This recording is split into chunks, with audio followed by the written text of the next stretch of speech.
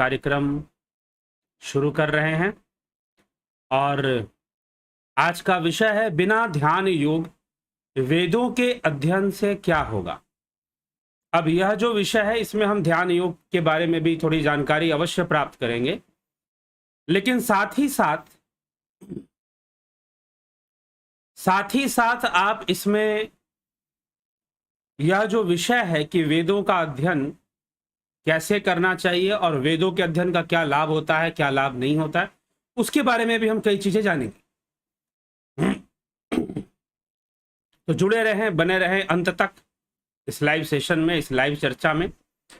ध्यान योग और उसका वेद संबंध क्या है, वेदों के अध्ययन से क्या संबंध है, उसके बारे में हम चर्चा करेंगे। तो बिना ध्यान योग के वेदों के अध्ययन से क्या होगा, इस प्रश्न का उत्तर, यह चर्चा भी श्वेतास्त्रों उपनिषद पर ही आधारित है।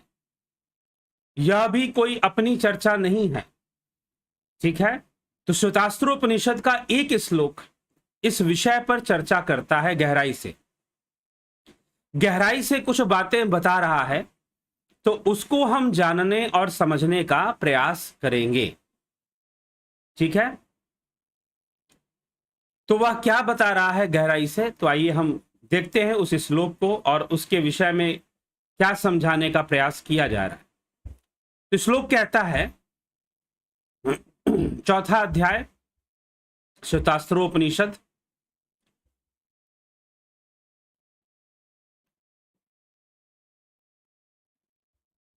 जिसमें कि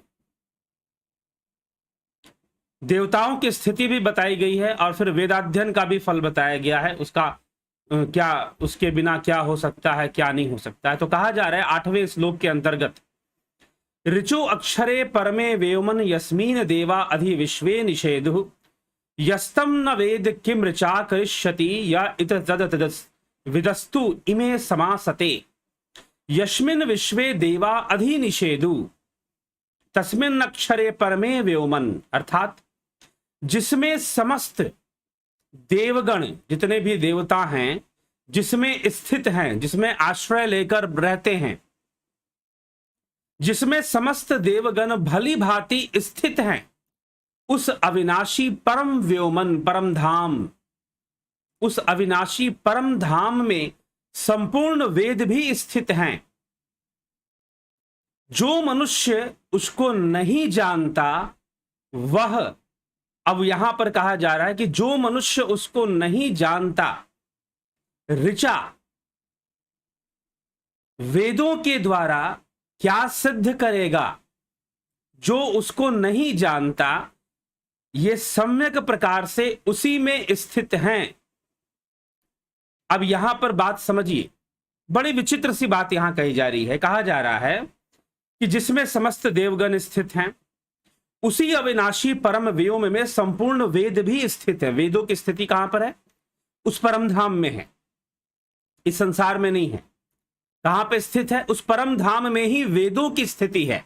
यहां पर वेदों का अर्थ भी एक तरह से समझाया जा रहा है।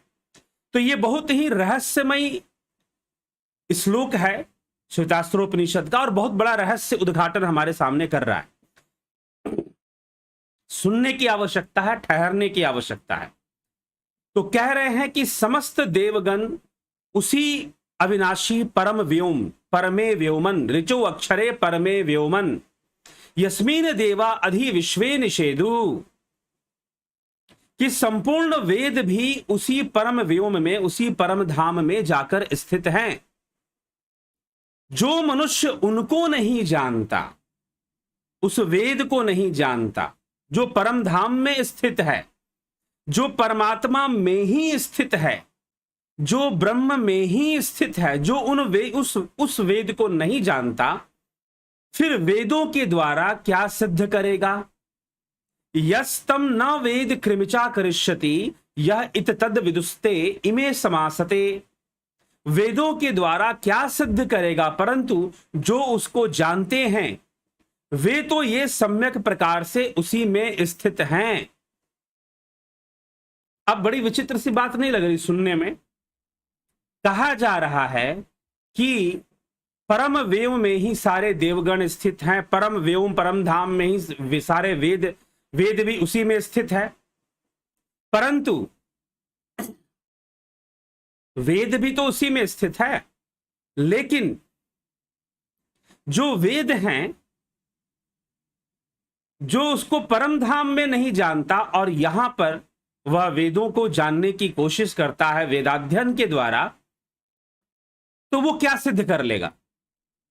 सीधा कहा जा रहा है, वो क्या सिद्ध करेगा भाई?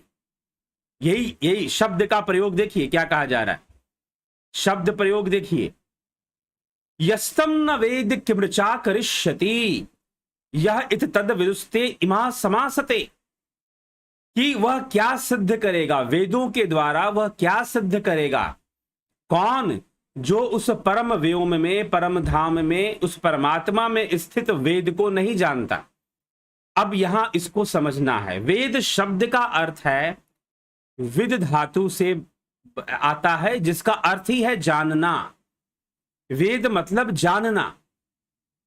तो यहां पर ऋषियों का इस श्लोक के माध्यम से समझाने का तात्पर्य यह है कि जिसने उस परम धाम को नहीं जाना, जिसने ब्रह्म को नहीं जाना, आत्मा को नहीं जाना, जो आत्मज्ञानी नहीं, आत्म तत्व को जानने वाला नहीं, या आत्मज्ञान के मार्ग पर चलने वाला नहीं, अब वो वेदों का अध्ययन भी कर ले, अर्थात जो वास्तविक वेद हैं, जो असली जो वेद है, वो कहां पर हैं?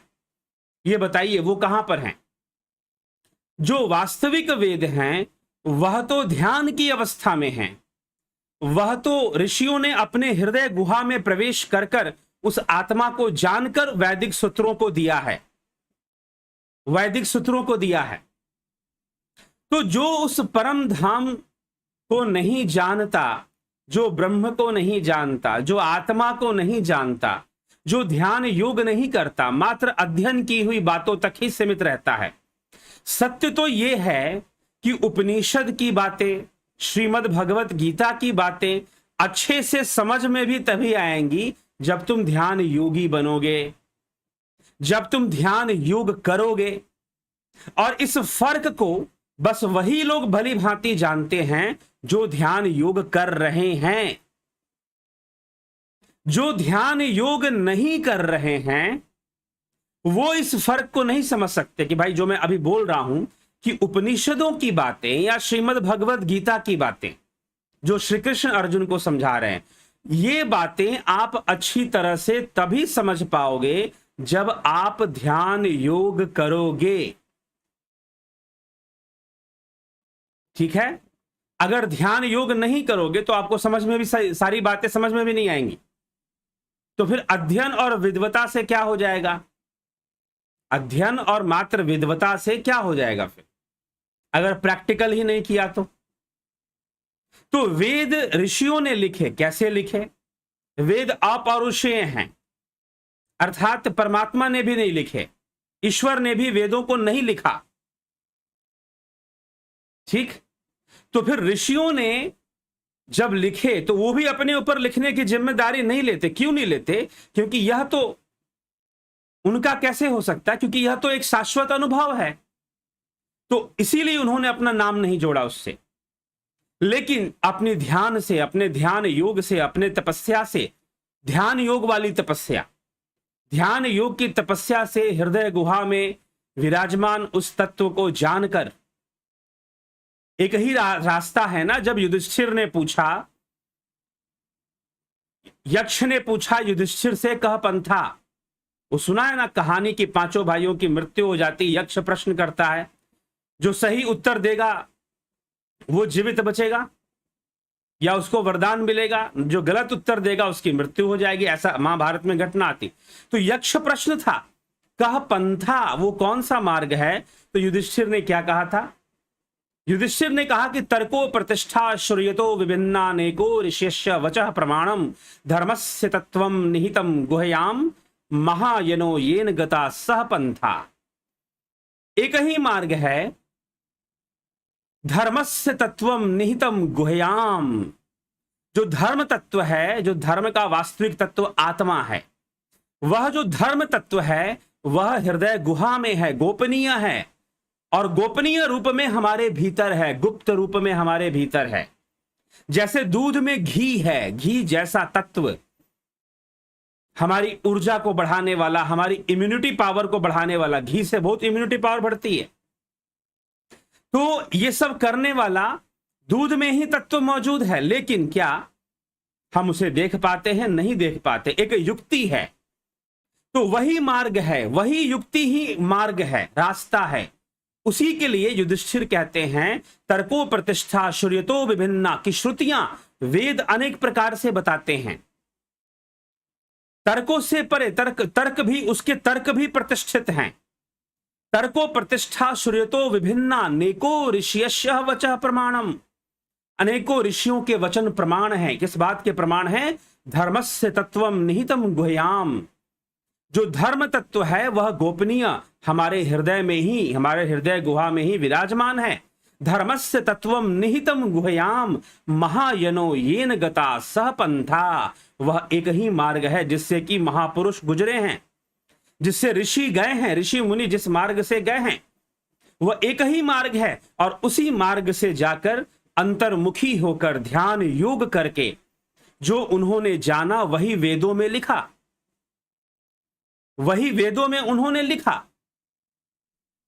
तो अब यहां पर दो प्रकार के वेदों के जानकार हैं इस श्लोक के अनुसार। यह जो श्लोक यहां पर लिखा जा रहा है श्वेतास्त्रोपनिषद के अंतर्गत, क्या कहता है यह श्लोक? ऋचु अक्षरे परमे व्योमन यस्मिन देवा अधि विश्वे निषेदु यस्तम न वेद किम ऋचा करिष्यति य इत तद विदस्तु विदुस्त इमे समासते, कि जिसमें समस्त देवगण भली भांति स्थित हैं, उस अविनाशी परम व्योम, उस अविनाशी परम व्योम में संपूर्ण वेद भी स्थित हैं। जो मनुष्य उसको जानता है वह वेदों के द्वारा क्या सिद्ध करेगा, परंतु जो उसको नहीं जानते, जो मनुष्य उसको नहीं जानते हैं, क्षमा कीजिए, यहां पर है न वेद यस्तम न वेद की मृचा करिष्यति, जो उसको नहीं जानते हैं वह वेद अध्ययन कर कर क्या प्रमाणित कर लेंगे? क्या प्रमाणित कर लेंगे?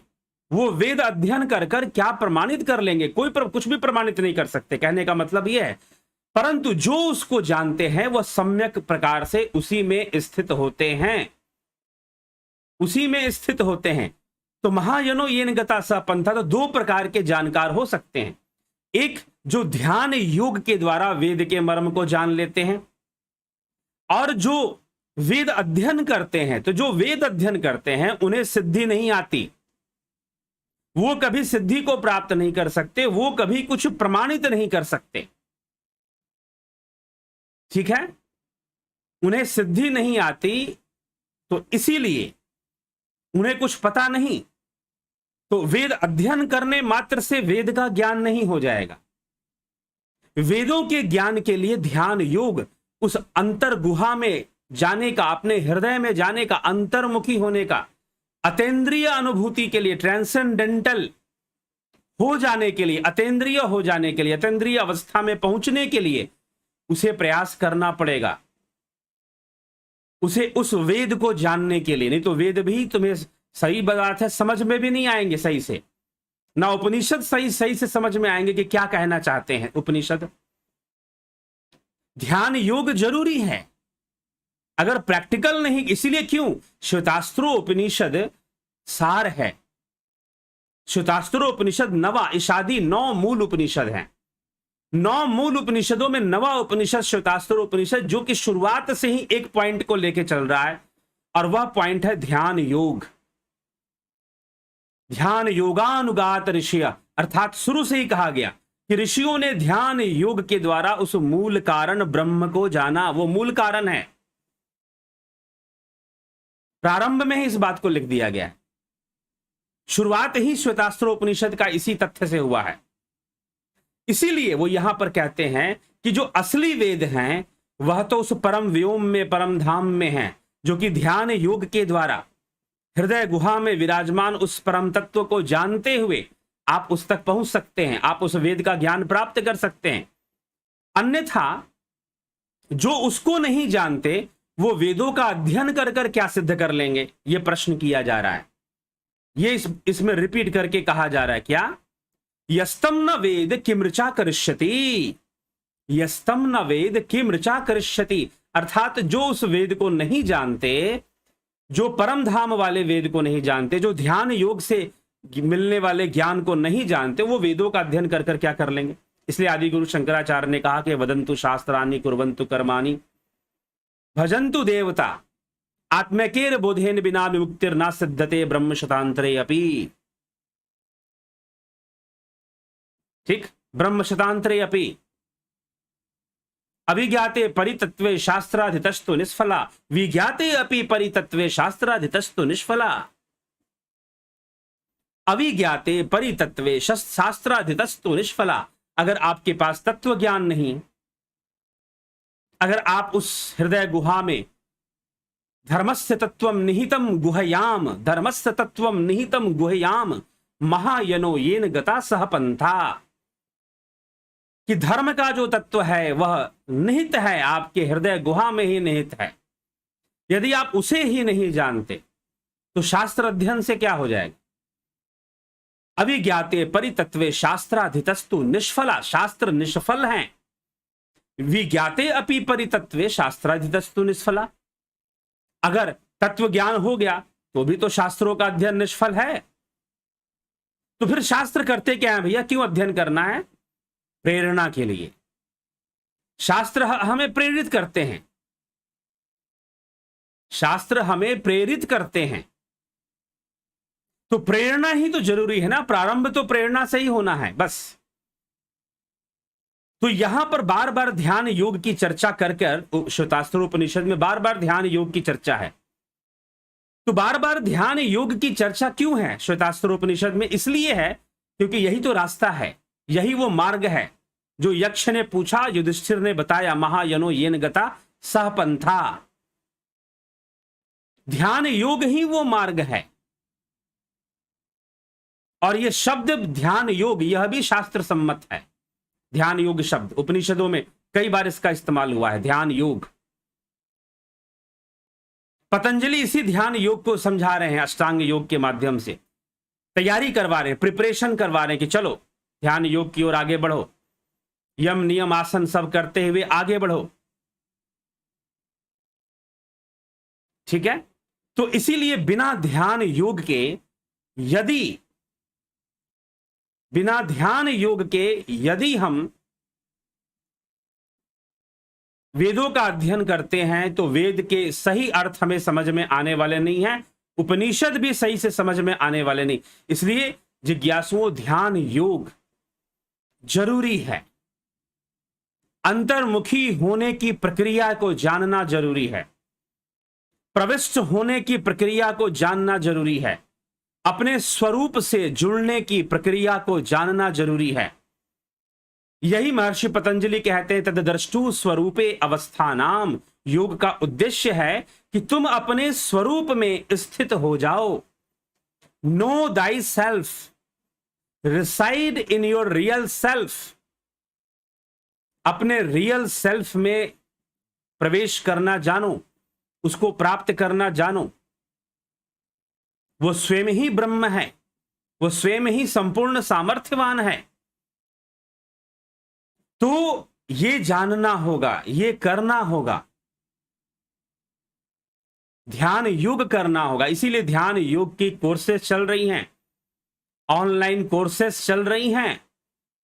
ऑनलाइन कोर्सेस चल सकती हैं तभी चल रही हैं। ठीक है, 11 अगस्त से ये कोर्स, ध्यान योग का कोर्स, कुछ लोग पूछते हैं इसमें क्या सिखाया जाता है। जी हां, बिल्कुल, इसमें अंतर्मुखी होना ही सिखाया जाता है। इसमें अंतर्मुखी होना ही सिखाया जाता है। इसमें अतीन्द्रिय अवस्था में जाना ही सिखाया जाता है, इंद्रियों के परे। क्योंकि इंद्रियों के वश रहना ही परवश रहना है। इंद्रियों के वश रहना ही जेल में रहना है, कारागार में रहना है, कैद खाने में रहने के बराबर है। इंद्रियों का कैद खाना है, ये शरीर का कैद खाना है, इसमें रहने के बराबर है। तो अतीन्द्रिय, जब इंद्रियों से अलग होकर जब हम अनुभव करना शुरू करते हैं, अनुभूतियां प्राप्त करते हैं, तो वो अतीन्द्रिय अनुभूतियां हैं। फिर तो हम अतीन्द्रिय ध्यान कर सकें, तो निर्देशित ध्यान, अतीन्द्रिय ध्यान, इन दोनों को मिलाकर बनता है ध्यान योग का course. Guided meditation and transcendental meditation. हाँ, ये बात है, मैं कई बार कह चुका हूं, meditation is not a right word for ध्यान, लेकिन क्या करें, प्रचलन में यही है। तो निर्देशित, हाँ, निर्देशित ध्यान को हम मेडिटेशन कह सकते हैं, लेकिन जो अतीन्द्रिय ध्यान है वो तो ध्यान ही है। वहां तो सारा चिंतन खत्म होगा, वहां तो चित्तवृत्ति का निरोध होगा, वहां तो विचारों की शून्यता आएगी और अतीन्द्रिय अनुभूतियां भी सामने आएंगी। यागट भीतर बाग बगीचे एही में सृजनहारा, यागट भीतर नौलख तारे एही में गुरु हमारा। घट के भीतर सब कुछ दिखना शुरू होगा, घट के भीतर मिलना शुरू होगा। भर्गो ज्योति, जो गायत्री मंत्र कहते हो, ओम भूर्भुवः स्वः तत्सवितुर्वरेण्यम भर्गो देवस्य धीमहि धियो यो न प्रचोदयात, अर्थात उस भर्गो ज्योति को घट भीतर ही देखना शुरू करोगे, जानना शुरू करोगे, घट में ही नाद सुनाई देगा, घट में ही नाद सुनाई देगा, नाद का ध्यान होगा। तो ये सारी चीजें अंतर घट में जान जाओगे, और जब ये जानोगे, देखना शुरू करोगे, और भी कई तरह की अनुभूतियां जो कि शायद मुंह से मैं बोल रहा हूं, आपको प्रेरित करने के लिए बोल रहा हूं, लेकिन वास्तव में जो होता है यह तो खुद ध्यान योग कर कर ही जाना जा सकता है। मैं जो ये बातें बोल रहा हूं कि ऐसा ऐसा अनुभव, ये तो मैं आपको प्रेरित करने के लिए बोल रहा हूं, लेकिन जो वास्तव में होता है, हाँ, ये नहीं कि जो मैं बोल रहा हूं वो होता नहीं है, वो भी होता है, लेकिन वास्तव में जिस तरह का उपलब्धि हमें प्राप्त होती है इस ध्यान योग से, वह तो आप स्वयं कर कर ही जान पाओगे। मैं कितना भी बोलता रहूं कि भाई कचौरी लाल के रसगुल्ले बहुत अच्छे होते हैं, उसकी कचौरियां बहुत अच्छी होती हैं, क्या स्वाद आ जाएगा? नहीं आएगा। स्वाद तो तभी आएगा ना जब खाओगे, वहां जाओगे, खाओगे, तब स्वाद आएगा। आप कल्पनाएं करते रहोगे, हाँ भाई बहुत अच्छा होगा, तभी तो बोल रहे हैं बहुत अच्छा होगा, तो कहने से क्या हो जाएगा? बहुत अच्छा है, खाने से। तो ध्यान योग, उपनिषद वेदों को अगर समझना है तो कभी ये मत सोचिए कि बहुत व्याकरण रटकर, बहुत वेदों के श्लोक रटकर, बहुत उपनिषदों के मंत्र श्लोक रटकर हम वेदों का ज्ञाता बन जाएंगे, बिल्कुल नहीं। ध्यान योग को समझना पड़ेगा, ध्यान योग को करना पड़ेगा, अतीन्द्रिय ध्यान हमें करना पड़ेगा, अतीन्द्रिय ध्यान से हमें जुड़ना पड़ेगा, तब जाकर यह संभव हो पाएगा कि आप वेदों के मर्म को समझ पाए, वेदों को, रहस्य को समझ पाए। ठीक है। और रही बात वेद अध्ययन का, तो वेद अध्ययन का महत्व क्या है? हां, ध्यान योग के संदर्भ में वेद अध्ययन का कोई महत्व नहीं है, नथिंग, कोई महत्व उसका नहीं है वेद अध्ययन का। लेकिन फिर भी जरूरी है शास्त्रों का होना, क्योंकि वह प्रमाणिकता देते हैं कि you are on the right path, you are on. क्योंकि देखिए, अब यहां पर एक समस्या है, एक समस्या है, क्या है कि ध्यान योग क्या है, यह वेद ही तो बता रहे हैं ना, उपनिषद ही तो बता रहे हैं ना भाई। तो ये मत सोचिए कि उनके अध्ययन का कोई अर्थ नहीं। हां, यहां पर ध्यान योग के संदर्भ में कहा जा रहा है कि ध्यान योग से जो सिद्धि आती है, ध्यान योग से जो उपलब्धि होती है, जो वेदों का ज्ञान होता है, वो अध्ययन से नहीं होने वाला, अध्ययन से उसकी सिद्धि नहीं आ सकती है। लेकिन फिर अध्ययन का महत्व है प्रमाणिकता, प्रमाणिकता का यहां पर बात आ जाएगी। फिर नहीं तो ध्यान योग तो अंतर अनुभूति है ना जी, ध्यान योग तो अंतर अनुभूति है। नहीं तो आजकल बड़े से बड़े गुरु लोग आप देख ही रहे हो, बैठे हुए हैं, अपना ही धर्म बनाने में लगे हुए हैं, अपने ही विचारधारा बनाने में लगे हुए हैं, उन्हें कोई मतलब नहीं कि वेद उपनिषद क्या कहते हैं।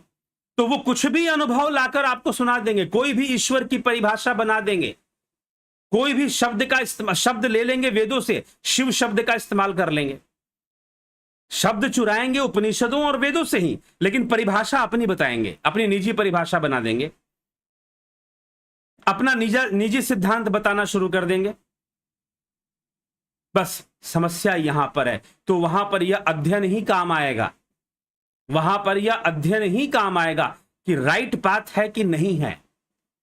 तो शास्त्रों का, इसीलिए शास्त्रों को गुरु कहा गया, शास्त्रों को माता के समान कहा गया।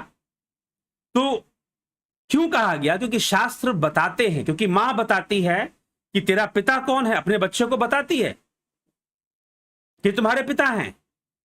वैसे ही शास्त्र सही चीज की जानकारी देते हैं, सही रास्ते की जानकारी देंगे कि हां ये सही चला जा रहा है। लेकिन वेदों को समझना और उनका सही ज्ञान, तभी मैंने कहा कि अगर ध्यान योग करोगे तो उपनिषद ज्यादा अच्छे से समझ में आएंगे, गीता ज्यादा, क्योंकि अगर सही रास्ते पर हो तो उनके अर्थ अपने आप समझ में आने शुरू हो जाते हैं। ऐसे मात्र रटने से, श्लोकों को रटने से, मात्र अध्ययन करने से नहीं हो जाता। ठीक है, तो ये ध्यान योग, इसको समझना पड़ेगा। ध्यान योग हमें करना पड़ेगा।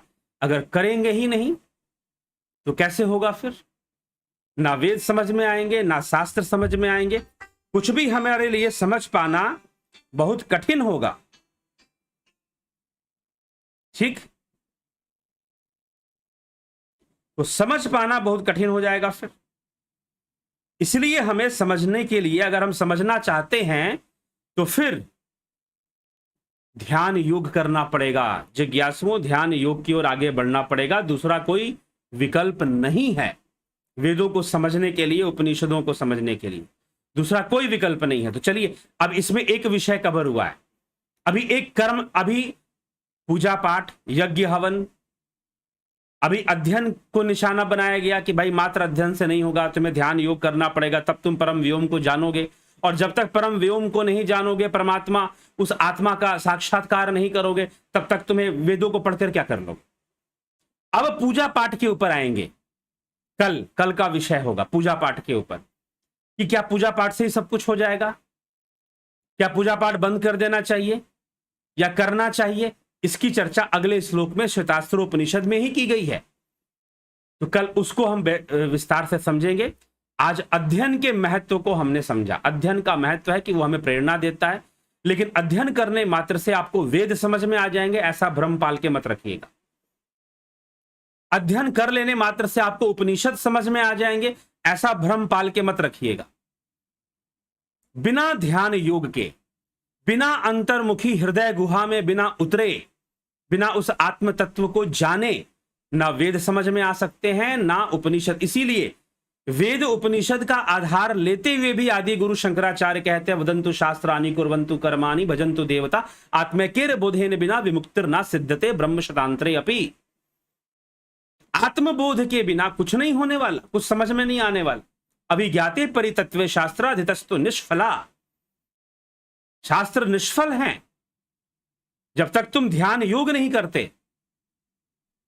शास्त्र निष्फल हैं, तो इसी, और जान भी गए तो निष्फल है। हां, उस मामले में जो फल ध्यान योग से मिलना है, उस फल के मामले में शास्त्र निष्फल हैं। अध्ययन, वेदों का अध्ययन, उपनिषदों का अध्ययन निष्फल है, व्यर्थ है उस फल के मामले में जो फल ध्यान योग से मिलता है। लेकिन प्रामाणिकता के लिए कि you are on the right path, ये प्रमाणित कहां से मिले, प्रामाणिकता कहां से मिलेगी?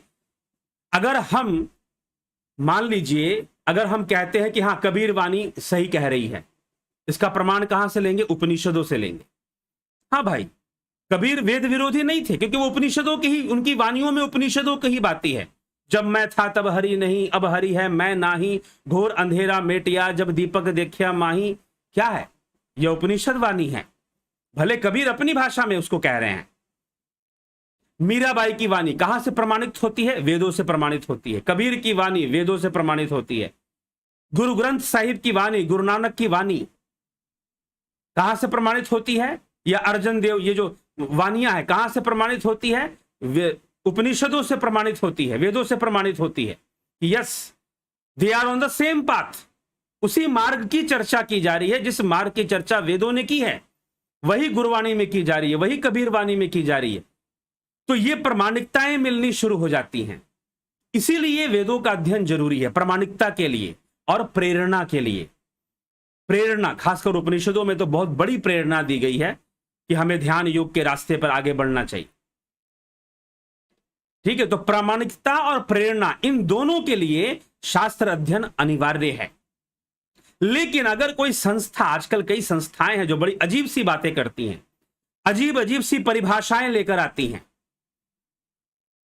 जो कि वेद विरोधी हैं, वेद विरोधी हैं। इसीलिए आज के समय में उपनिषदों का, शास्त्रों का सही ज्ञान सरल तरीके से हम समझ पाएं।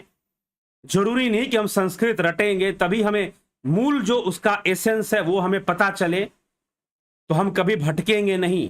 कोई गुरु या कोई चमत्कार का भरोसा दिलाकर या बहुत तरह की चीजें कर कर हमें भटका नहीं पाएगा। ठीक है, तो ये समझने की आवश्यकता, बस इसीलिए शास्त्रों पर चर्चाएं इस चैनल पर चलती हैं, षड दर्शन पर भी चर्चा चलती है और उपनिषदों पर भी चर्चा यहां चल रही है। गीता पर, अष्टावक्र महागीता, अवधूत गीता, इन सब पर भी चर्चाएं चलती हैं और आगे आती रहेंगी। अभी तो लंबी श्रृंखला भी बाकी है। अभी तो इस चैनल के माध्यम से जो आपको मिला है वह तो 25% भी नहीं है।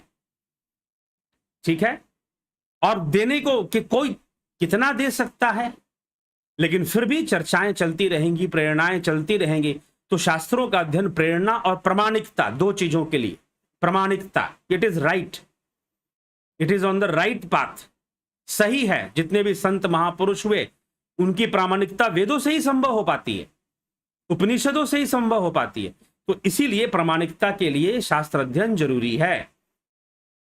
ठीक, नहीं तो कोई भी हमको कुछ भी दे देगा और कुछ भी बता देगा तो फिर गड़बड़ हो जाएगा। तो इसीलिए जिज्ञासुओं बस इतना ही है। लेकिन यहां पर जो बात कही जा रही है, कोई सिद्धि जो ध्यान योग से फल मिलने वाला है, ध्यान योग से जो सिद्धि मिलने वाली, वो वेद अध्ययन से नहीं मिल सकती। इसीलिए कहा जा रहा है कि वेद अध्ययन करके क्या कर लोगे, क्या सिद्ध कर लोगे? अगर तुम उस परम व्योम को नहीं जानते, उस आत्म तत्व को नहीं जानते, तो वेद अध्ययन करके क्या कर लोगे? ये उपनिषद में समझाया जा रहा है। ठीक है, तो ये समझने की आवश्यकता है बस। और ध्यान योग का कोर्स 11 तारीख से शुरू हो रहा है। 11 तारीख से ध्यान योग का कोर्स शुरू हो रहा है। ऑनलाइन कोर्स होगा। कैसे होता है? वीडियोस के माध्यम से होता है और लाइव क्लासेस के माध्यम से होता है। जैसे अभी मैं लाइव हूं, ये कोई रिकॉर्डिंग नहीं चल रही है, ये लाइव चल रहा है, मैं बैठा हुआ हूं और बोल रहा हूं। ठीक है, आप सुन रहे हैं, सीधा सुन रहे हैं। मैं आपके प्रश्नों को, आप जो कमेंट कर रहे हैं, मैं सामने में देख रहा हूं कि कौन क्या कमेंट कर रहा है, कौन क्या लिख रहा है। तो ये लाइव चल रहा है। वैसे ही लाइव मीटिंग के थ्रू क्लासेस होती हैं और साथ में वीडियोस दी जाती हैं, क्योंकि जो मैटर फिक्स है कि भाई इसको तो बताना ही है, इसको तो समझाना ही है, तो जानना ही है, तो फिक्स मैटर के लिए रिकॉर्डेड वीडियोस होती हैं जो आपको मिलती हैं, लिंक्स के थ्रू ही मिलती हैं वो। और फिर लाइव क्लासेस भी चलती हैं। लाइव क्लासेस में आपको आना पड़ता है, ज्वाइन करना पड़ता है, आपको भी लाइव रहना पड़ता है। यहां तो सिर्फ मैं लाइव हूं, आप तो सिर्फ कमेंट कर रहे हो, लेकिन जब लाइव मीटिंग होगी उसमें आपको भी लाइव रहना पड़ेगा, आपको भी सामने रहना पड़ेगा। ठीक है, तो लाइव मीटिंग के थ्रू, जैसे कि हम ऑफलाइन मोड में हम क्लास करते हैं तो सब लोग सामने बैठते हैं, फिर तो यहां पर लाइव मोड में फिर क्लासेस चलती हैं। वो सेट ऑफ वीडियोस पर लाइव क्लासेस ज्यादा नहीं चलती हैं। सेट ऑफ वीडियोस आपको, जैसे कि ध्यान योग का जो कोर्स है, सन मेंबरशिप, हाँ जुपिटर मेंबरशिप अगर करते हैं तो स्पिरिचुअल हीलिंग टेक्निक दी जाती है, साथ में वो भी सिखा दी जाती है। तो सन मेंबरशिप ध्यान योग का कोर्स आपको 3 से 4 सेट में वीडियोस मिलते हैं। तो लाइव क्लासेस कम से कम 4 से 5 हो जाती है सन मेंबरशिप के लिए। ठीक, 4 to 5 लाइव क्लासेस होती हैं। तो लाइव क्लासेस की संख्या अभी और बढ़ाने वाले हैं, इस बार से अभी और बढ़ेंगी लाइव क्लासेस की संख्या। जैसे कि पहले दिन, जिस दिन कोर्स स्टार्ट होता है उस दिन कोई लाइव क्लास नहीं होती, लेकिन इस बार होगी। ठीक है, तो लाइव क्लासेस जो हैं, जो चलती हैं, उससे आप लाभ उठाएंगे। और फिर साथ में वीडियोस आपको मिलती हैं, वो वीडियोस आप अपने पास रख भी सकते हैं, डाउनलोडेड भी कर सकते हैं आप चाहें तो। नहीं तो क्लास इतनी, 1 महीने की ये क्लास इतनी होती है कि अगर आपने इसको सही से फॉलो कर लिया तो इसमें कुछ भी ऐसा नहीं है जो आप भूल जाएंगे। ठीक है, अभ्यास में रहेगा तो कुछ भी भूलने का कोई मतलब नहीं है। और तो इस प्रकार से ध्यान योग की जो क्लासेस हैं वो टाइम टाइम पर शुरू होती हैं। डेट फिक्स ही अब मान के चलो कि फिक्स है। सबसे पहले हमने ये क्लास शुरू की थी 11 जून को, 11 जून, 29 जून दूसरा सेशन शुरू हुआ, तीसरा सेशन शुरू हुआ, फिर आपका 20 जुलाई को। इसी प्रकार से चलेगी। अगस्त में भी 11 अगस्त, 29 अगस्त, फिर 20 सितंबर।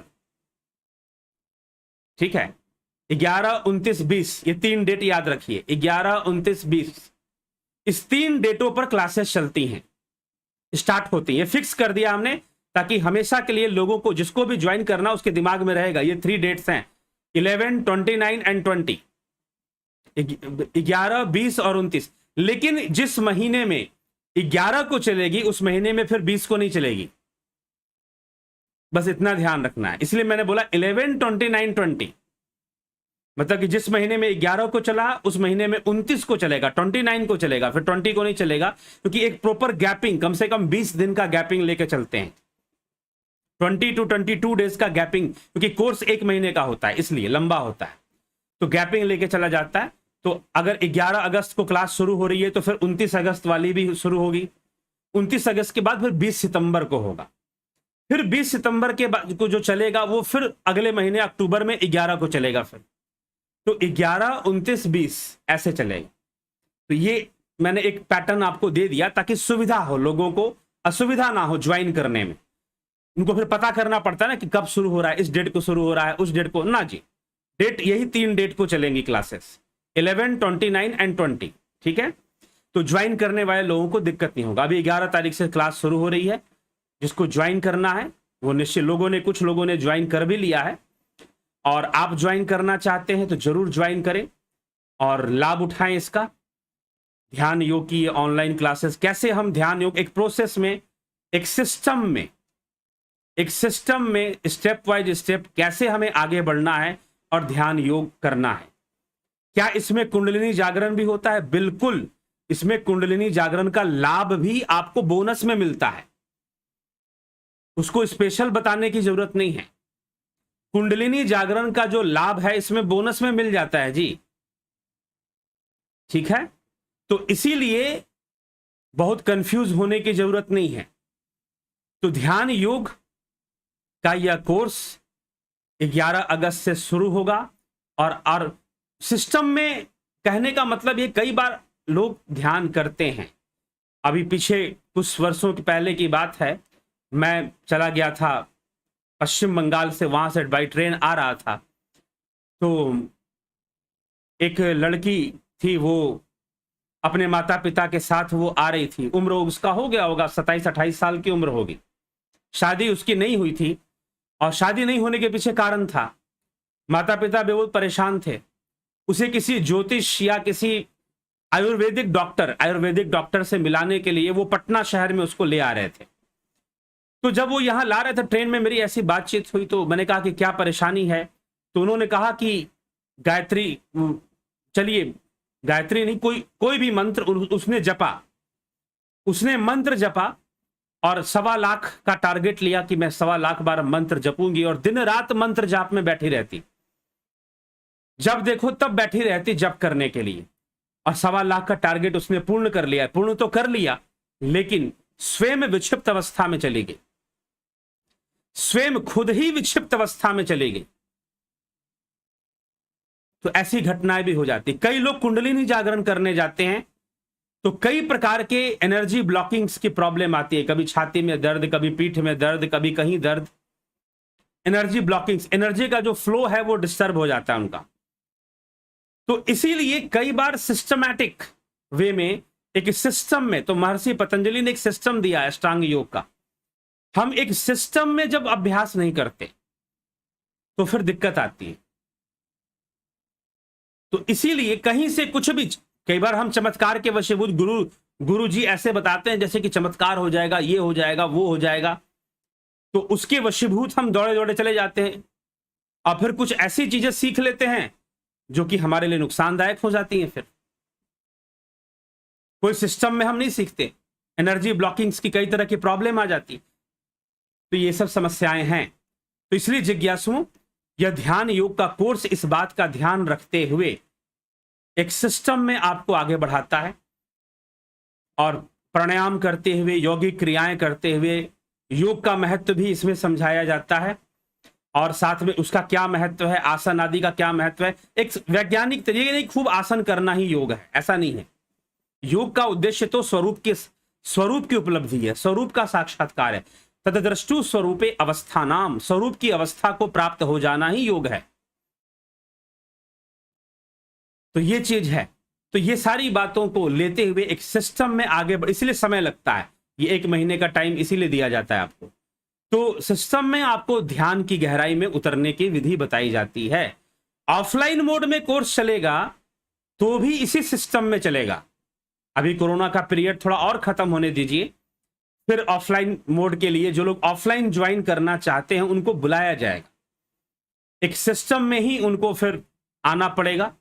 अभी भी जैसे कि आप पेमेंट करते हैं, अपना डिटेल देते हैं, नाम, उम्र, पिता का नाम, एड्रेस, अपना प्रोफेशन, अपना एक फोटो, ये सारी चीजें आपको डिटेल्स में भेजनी पड़ती है।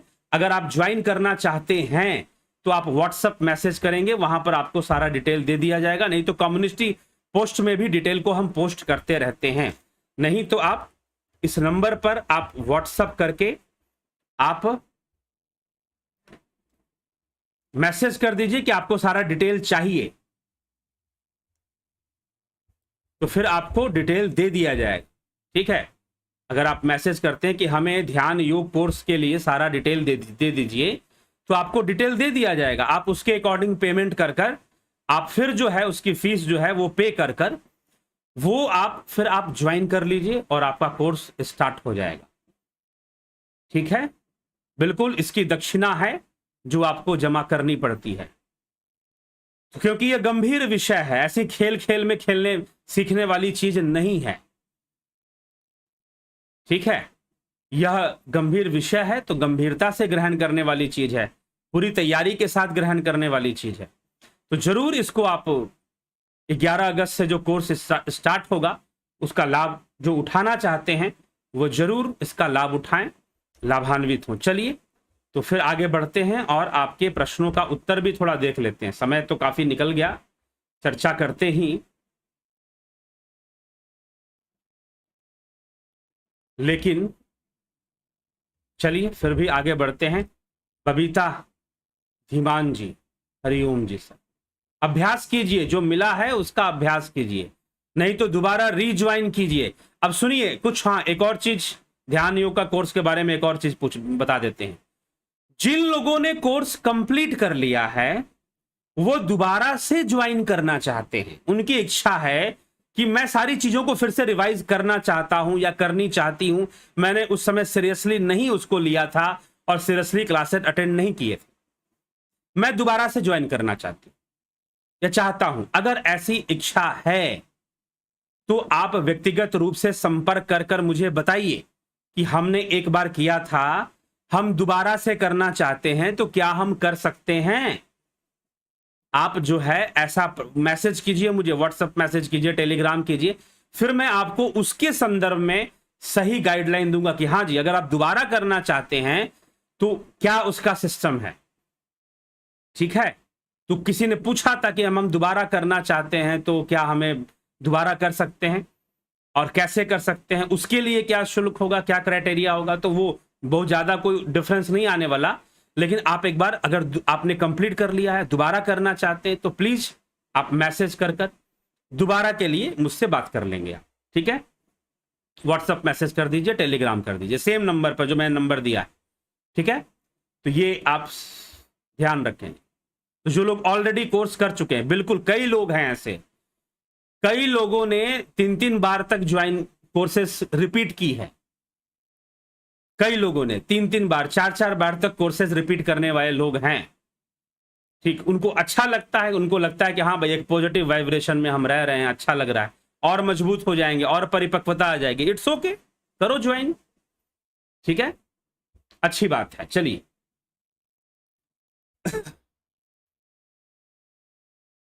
अपूर्व विश्वकर्मा, बबीता धीमान, हरिओम जी, विक्रम सिंह जी, अभिनंदन है। विश्वयात्री, संजय कंबाड़, स्मृति रस्तोगी, राजू पाल, ओम तत्सत जी, अंजू श्रीवास्तव, सबका बहुत बहुत यहाँ पर मैं अभिनंदन करूंगा, राजू पाल जी ने एक सहयोग दिया है, एक दान के रूप में एक सहयोग दिया है, तो उनका भी बहुत आभार है कि इस आध्यात्मिक कार्य में उन्होंने सहयोग दिया है। विक्रम सिंह जी भी ने भी अपना इस आध्यात्मिक अभियान में इस कार्य को आगे बढ़ाने के लिए इन्होंने भी कुछ सहयोग प्रदान किया है। तो विक्रम सिंह जी को भी बहुत बहुत आर्थिक रूप से, यहां पर जो मैं सहयोग कर रहा हूं आर्थिक रूप से सहयोग की बात कर रहा हूं, तो विक्रम सिंह जी को भी बहुत बहुत आभार है। और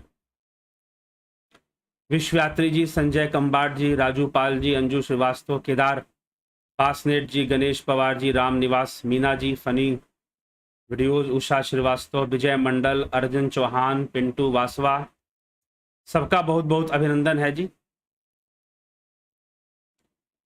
केदार बासनेट कहते हैं कनाडा से केदारनाथ बासनेट, गुरुवर प्रणाम। योग का मूल भी वेद ही है, सच है जी हाँ, योग का मूल भी वेद ही है, योग दर्शन का मूल वेद है, बाकी योग स्वयं वेद का मूल है, योग ही वेद का मूल है। अगर हम योग करेंगे तो वेद समझ में आ जाएगा कि वेद क्या कहते हैं, ठीक है।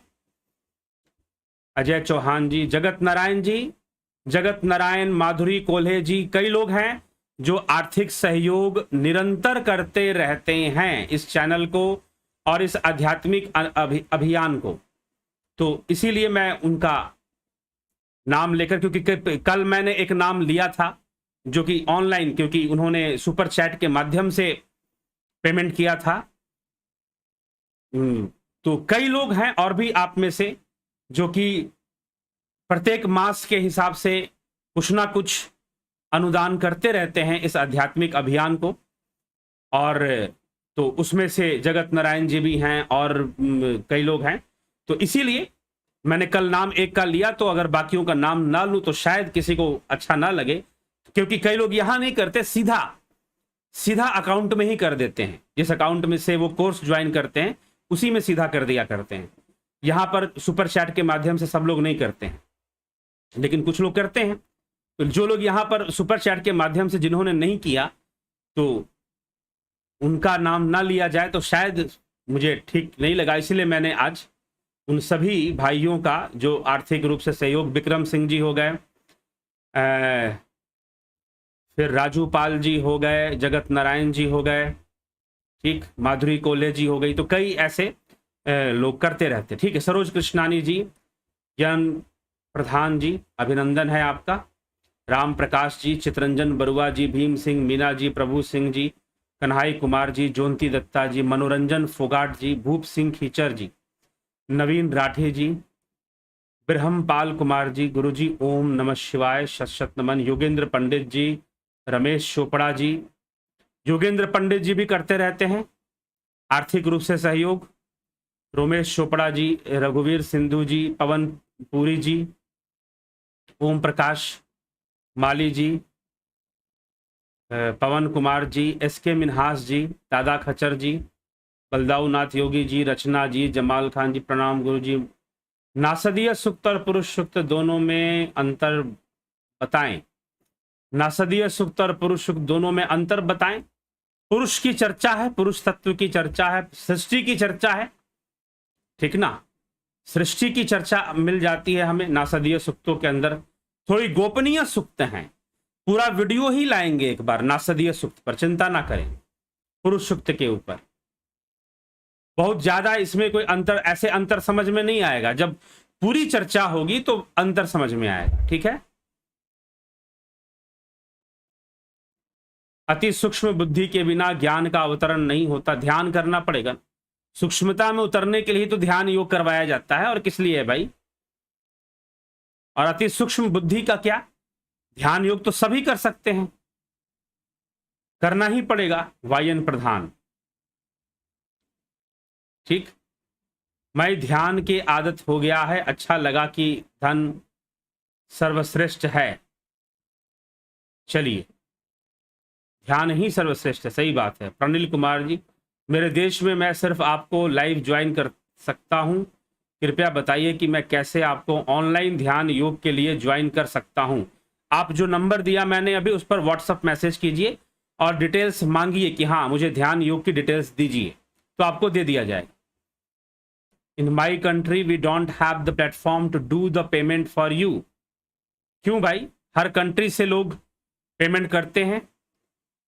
नॉर्वे से हो गया, नॉर्वे हो गया, स्वीडन हो गया, फिर आपको जहां जहां से लोगों ने कोर्सेज ज्वाइन कर चुके हैं, मैं बता उन कंट्रीज का नाम बता रहा हूं। अभी भी जो 20 जुलाई से जो कोर्स ज्वाइन चल रहा है उसमें नॉर्वे से हैं, काठमांडू से हैं, आपके बर्मा से हैं, म्यांमार से हैं। पिछले कोर्सेस में स्वीडन हो गया, फिर आपके स्वीडन था, हांगकांग से हो गया, कई कुछ मेंबर हांगकांग से थे, एक मेंबर थे, एक मेंबर स्वीडन से थे, एक मेंबर आपके ध्यान नहीं आ रहा मुझे, यूरोप से, हॉलैंड से थे, ठीक है। और यूएसए से तो कई मेंबर हो चुके हैं आज तक। अमेरिका से अलग अलग जगहों से, कैलिफोर्निया हो गया, न्यू जर्सी हो गया, शिकागो हो गया, कई जगहों से अलग अलग, यूएसए से कई मेंबर ज्वाइन कर चुके। ऑस्ट्रेलिया से एक मेंबर जो कोर्स चल रहा है अभी 20 जुलाई से, उसमें ऑस्ट्रेलिया से भी एक मेंबर है, ठीक है। तो ऑस्ट्रेलिया से भी एक मेंबर है।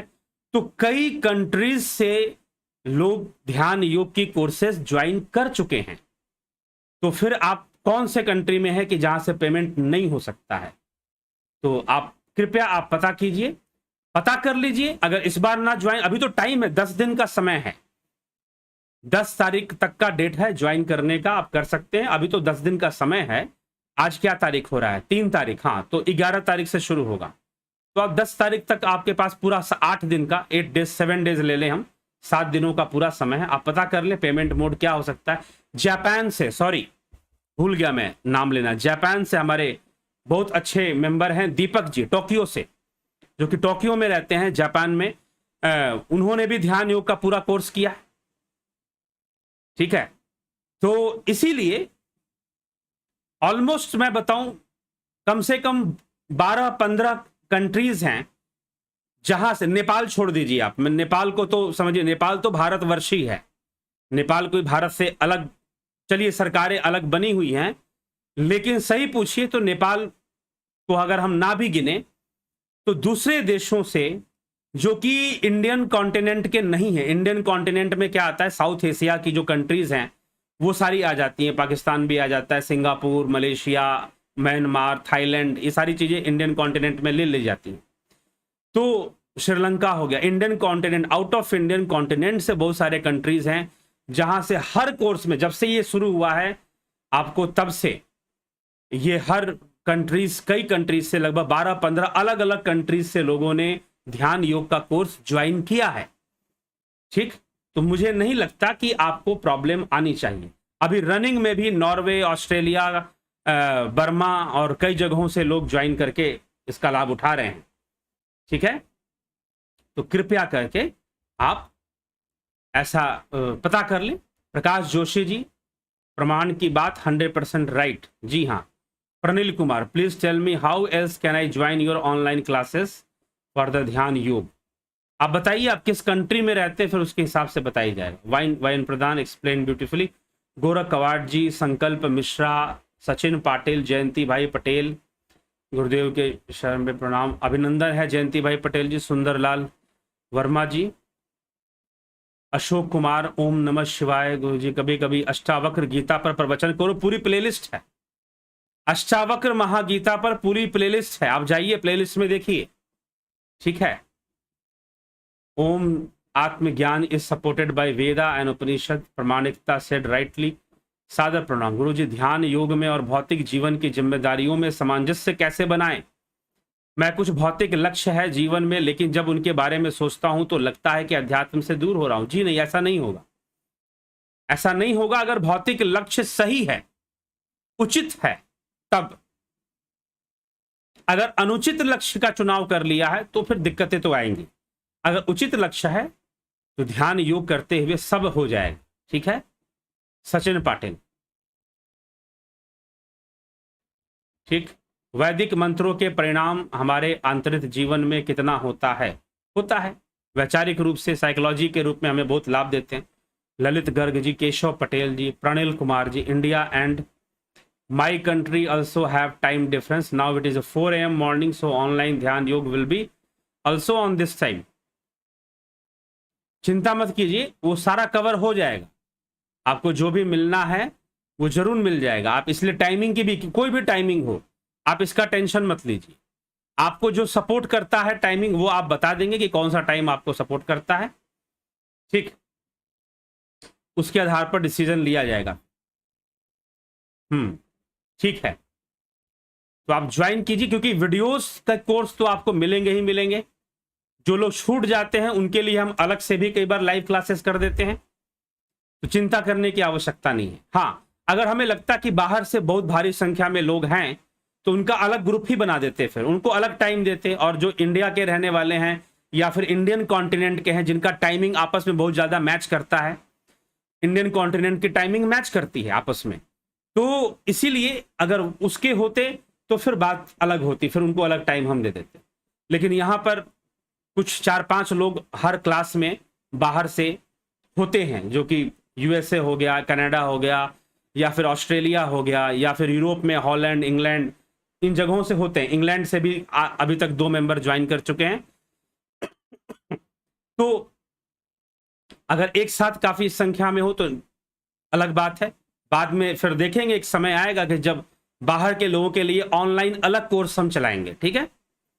तो अभी सारा कोर्स अंग्रेजी में भी आने वाला है, उसकी भी एक तैयारी चल रही है। इस साल के अंत तक, नहीं तो 2-3 महीने बाद आपको पूरा कोर्स लाइव क्लास का, ध्यान योग का अंग्रेजी भाषा में भी मिल सकती है, ठीक है। चलिए आगे चलते हैं। सुंदरलाल वर्मा जी, घुटने में दर्द रहता है, जुपिटर कोर्स में कोई उपाय है? कोई बात नहीं, घुटने में दर्द रहता है तो कुर्सी पर बैठकर भी ध्यान कर सकते हैं।